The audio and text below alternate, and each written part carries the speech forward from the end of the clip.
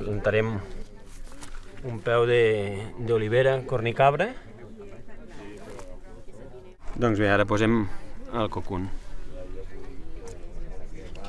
Faltaria un dels passos més importants, que és subministrar aquests 25 litres d'aigua que serviran al plançó per passar al primer estiu.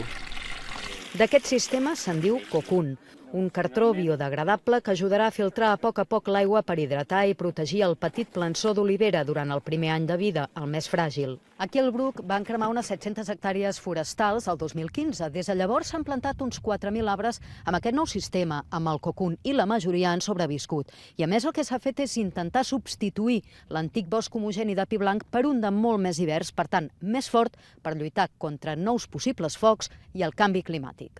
Tenim una supervivència d'un 60%. Això pot semblar poc, però si ho comparem amb els mètodes tradicionals, estem parlant pràcticament del doble de supervivència. I això és el que ha tret molts socis europeus al projecte.